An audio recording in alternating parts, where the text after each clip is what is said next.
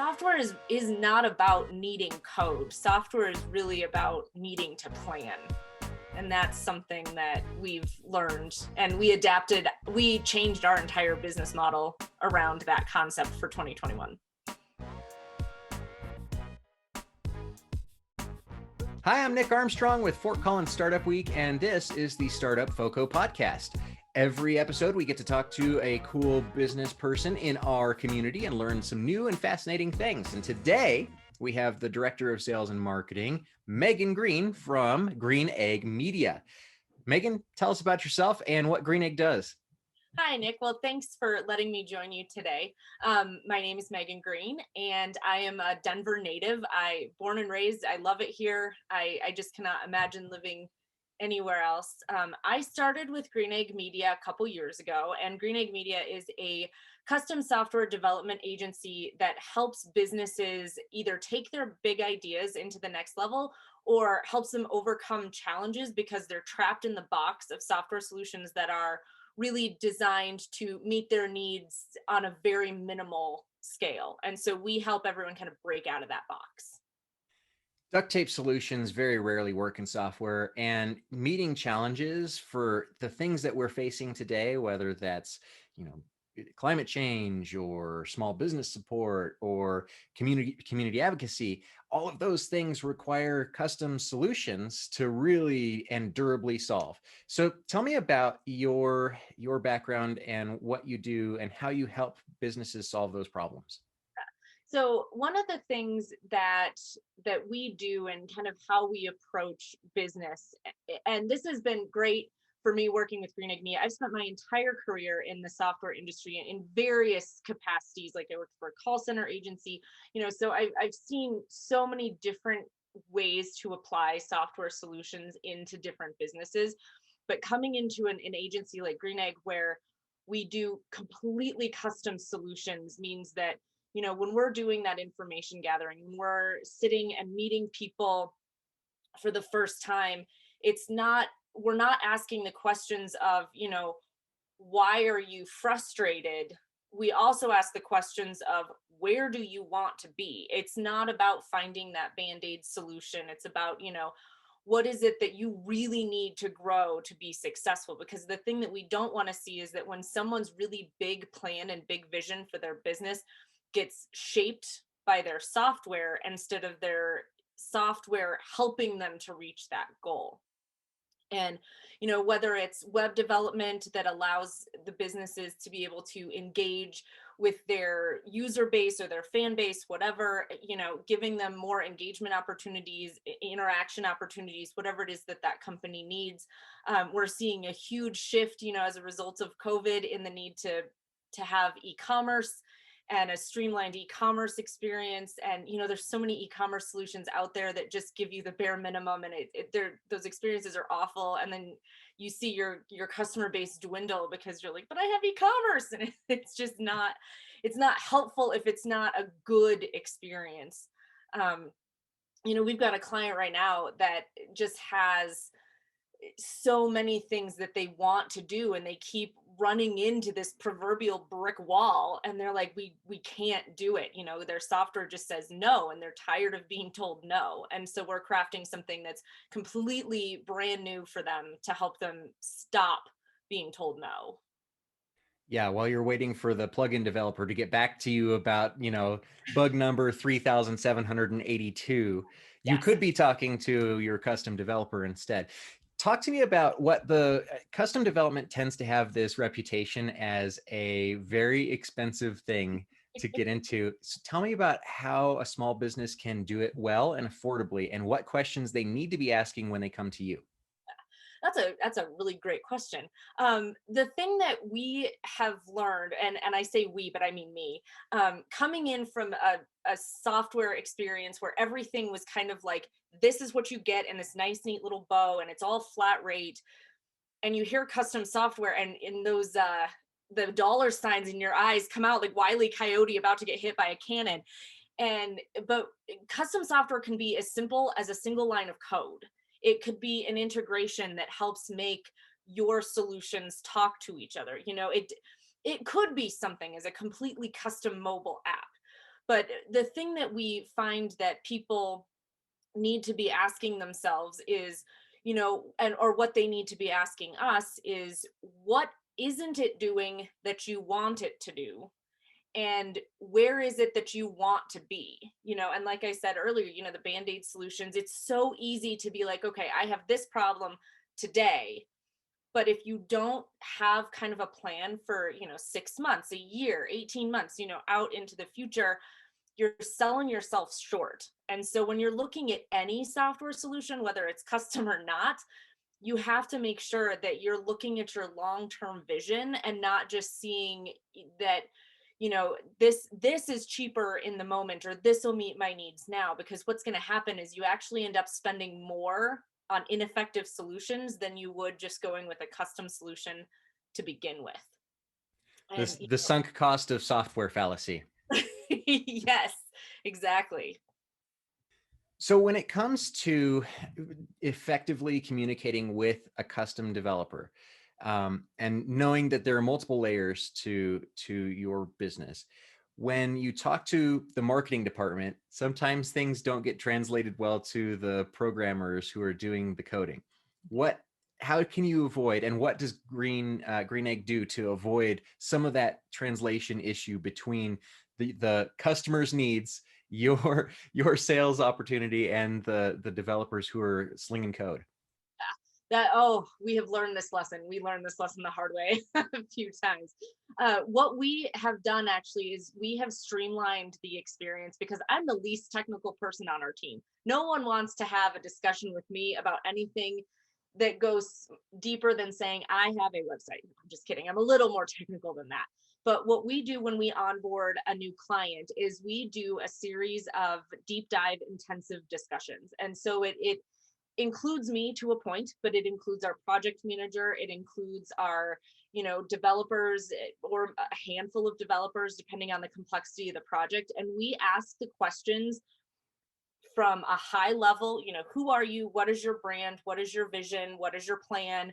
All the way down to being able to create a fully functional, shoppable technical roadmap. And so when you walk away from this intensive with us, you have, a 50 to 60 page document that outlines everything that this solution could and should do for you.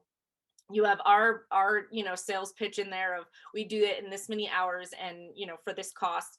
But then it's so detailed and it's so inclusive of information that you could take it to any other development agency and get a quote from them. We obviously hope that someone would continue to work with us, but we want to give them that value on the front end. And it answers all those questions. It helps alleviate that confusion between departments. Do you find that you spend a lot of time communicating with the customers about how the solution works and why a particular methodology was used? Or do you find that especially for the non-techie customers who come to you, what's an effective model to building trust so that they, are invested in the solutions that you're helping to create, and that they do stick with you over the long haul? So one of the things that we do, and I feel like we do it really well, to toot our own horn a little bit, is that we get to know the customer really well on the front end of kind of a custom software adventure. And so that we're able to figure out, are you technical? Do you need things broken up into layman's terms? Or are you more technical and you prefer those, heavy hitting words, those industry specific languages?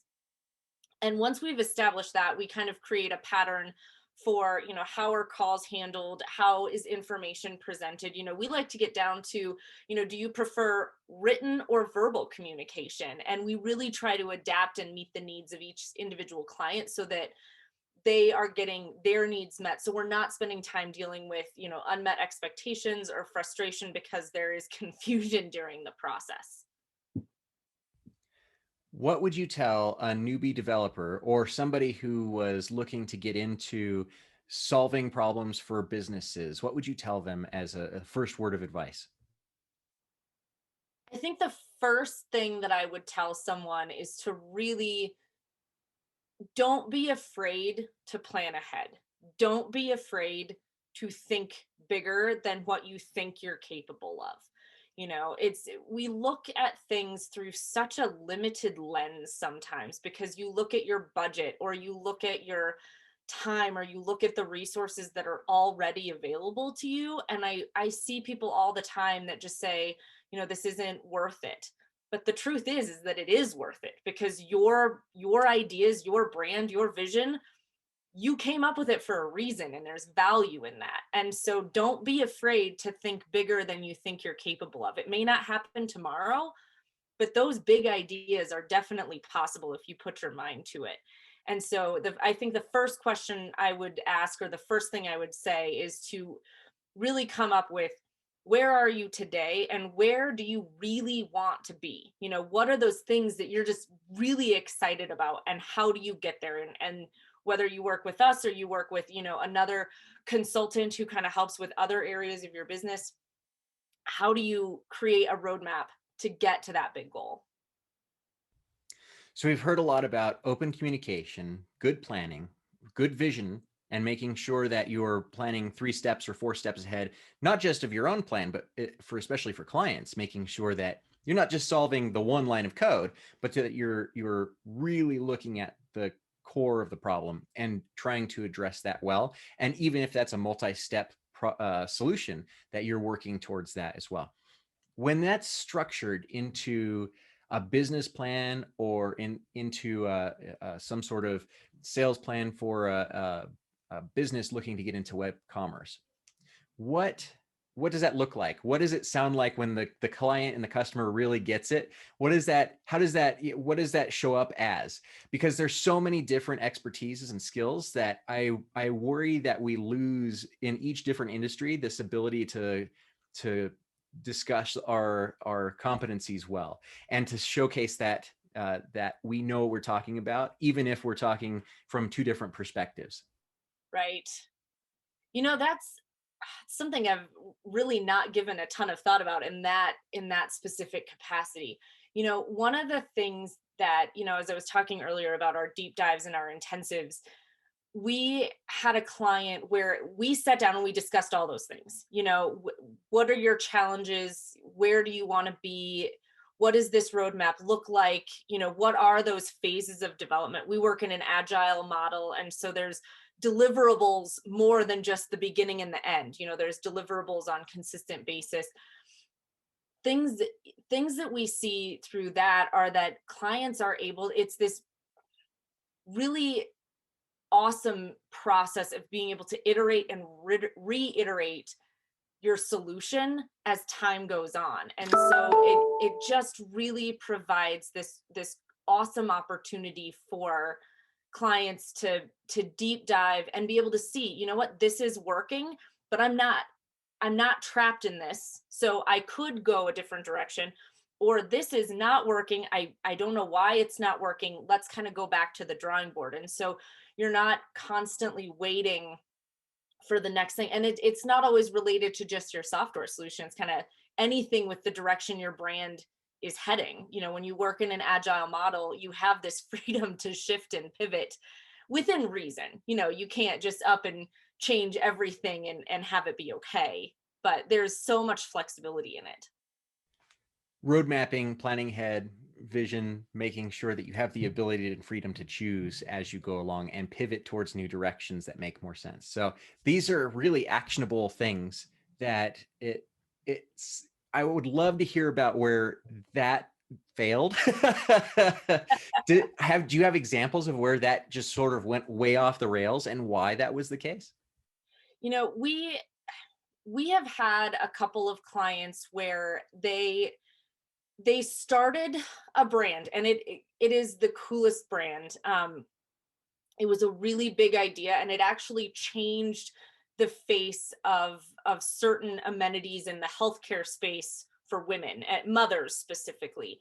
And they had this really great idea, but when they dove into their software to get that to launch that big idea, they kept running into these things of, you start out, you get kind of those basics under control, but then when they needed to shift, there wasn't a big plan. That roadmap didn't exist. And they started running into security issues. They couldn't get into the industry space that they wanted to get into because they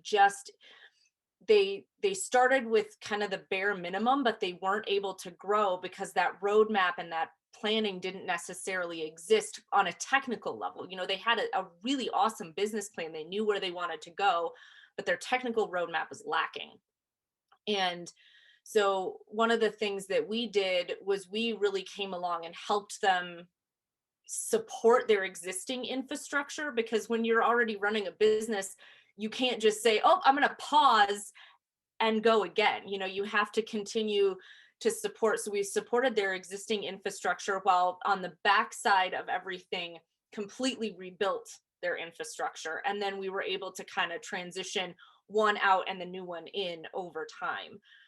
But one of the things that we see is that if you don't have a technical roadmap, you do find yourself in those positions where you can't change, you can't pivot, you can't take that new opportunity.